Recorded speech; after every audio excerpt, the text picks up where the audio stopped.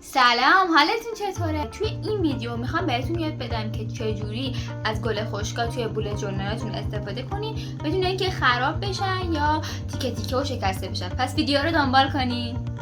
اول از همه بریم با هم دیگه گل بخریم که من ترجیح میدم از این گلای عروس خوشگل استفاده کنم.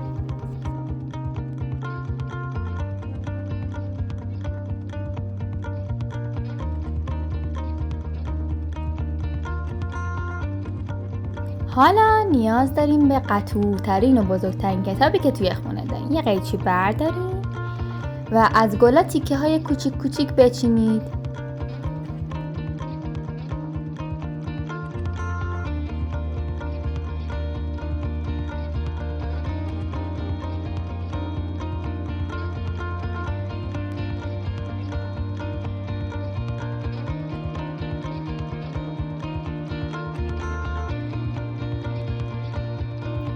خب حالا کتابتون رو باز کنید و اون تیکه تیکه های کوچیک گل رو بذارید لابلای ورق های کتاب.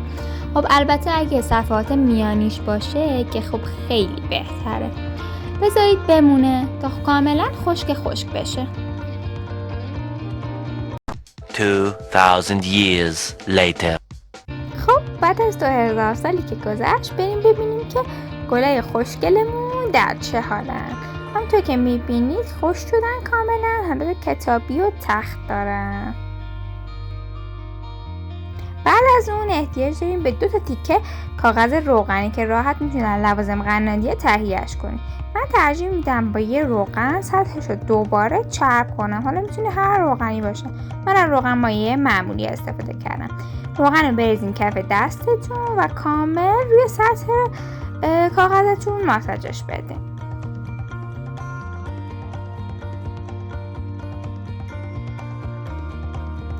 با یه دستمال کاغذی کاملا اضافی روغن رو از روی کاغذ پاک میکنیم. یه همچین حالت شفافی به خودش میگیره کاغذ. نباید وقتی بهش دست میزنید به دستتون روغن پس بده. حالا یه تیکه از چسب نواری پهن رو خیلی آروم میچسبونیم روی کاغذمون بدون اینکه حباب داشته باشه و میایم با کمک حالا یه موچین یا با دستتون هم میتونید ولی با موچین راحت تره اون گل خشک رو میذارید روی اون تیکه چسب و دوباره یه لایه دیگه از چسب نواری پهن رو خیلی آروم میچسبونیم روی گلمون بدون اینکه حباب زیرش بیفته. کاملا با دستمون ستش میکنیم. یه همچین حالت آکواریوم مانندی پیدا میکنه. حالا با یه قیچی 2 تا دور اون گلمون رو میبریم.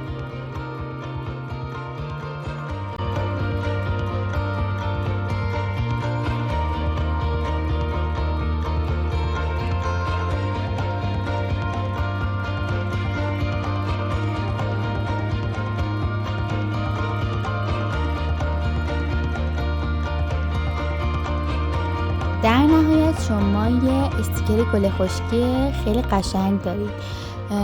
حالا هم میتونید به آرومی اون کاغذ رو از پشتش بکنید حالت چسبی بشه یا اینکه بذارید همون شکلی بمونه و بعدا با چسب مایع بچسبونیدش روی بولت ژورنالتون که من حالا هر دو مدلش رو درست کردم تو براتون که ببینید.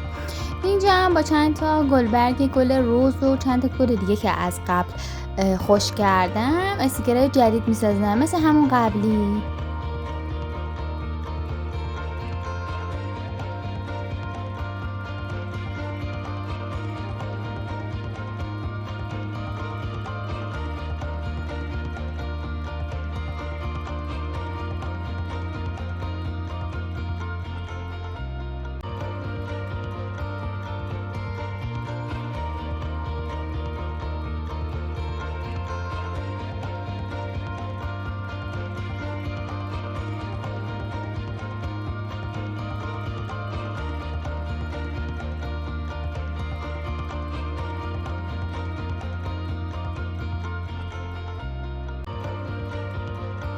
حالا استیکرهای خوشگلتون آماده است و میتونید هر جایی که دوست دارین این گل خشکا رو بچسبونید.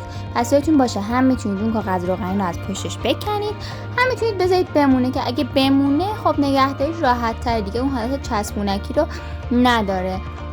اگه این ویدیو رو دوست داشتین و از این آموزش لذت بردین خیلی خوشحال میشم که با دوستاتون به اشتراک بذارین، چنل منو سابسکرایب کنید، لایک و کامنت هم یادتون نره که کلی بهم انگیزه میده. خدا حافظ.